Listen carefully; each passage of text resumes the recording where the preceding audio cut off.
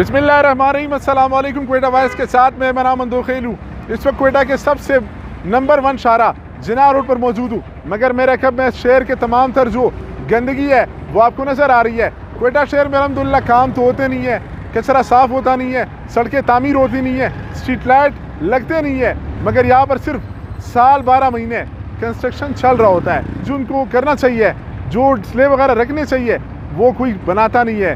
जो सही काम है वो ख़राब करने के लिए माशाल्लाह तमाम तर जो डिपार्टमेंट्स है वो साल 12 महीने बेदार रहते हैं। लोगों से बात कराते हैं आपकी। आज कचरे में बात करेंगे। थोड़ा सा आप आ जाए इस तरफ। क्वेटा में क्या देखते हैं भाई आप? सड़कें कैसी हैं?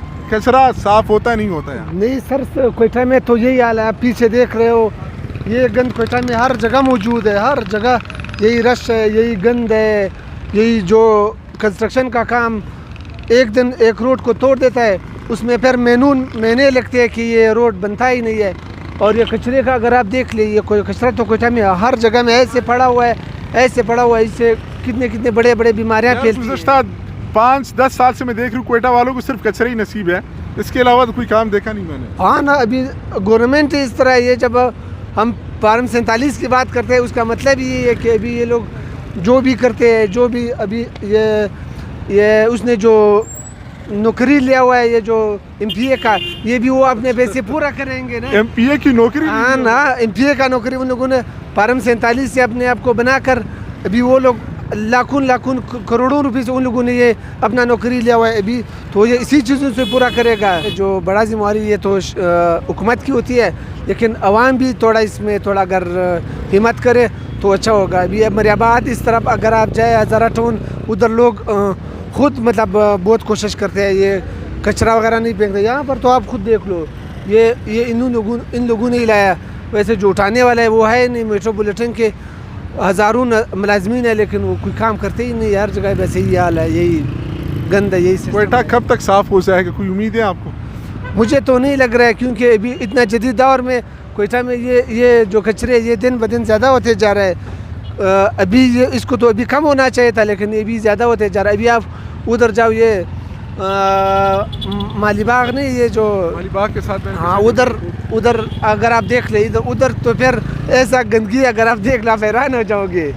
यार क्या मुतालबा करेंगे? मुतालबात करते हुए थक गए हम भी, आप भी। मुतालबा यही है कि अभी वज़ीर आला साहब से हमारा अपील है, यहाँ के जो ये जो कंस्ट्रक्शन का काम करते हैं, ये ठेकेदार लोग, ये इसको गवर्नमेंट बहुत बड़े बड़े पैसे देते हैं।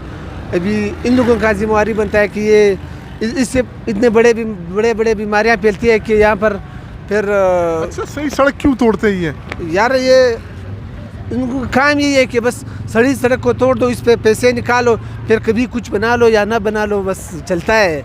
आपके वक्त का बहुत शुक्रिया। नाज़रीन, यकीनन यही हो रहा है। क्वेटा में सही सड़कों को तोड़ा जा रहा है, सही सलामत जो सड़कें फुटबेरी वगैरह है वो तोड़े जा रहे हैं। मेरे ख्याल में ये काम आपको 2 साल से होता हुआ नज़र नहीं आ रहा।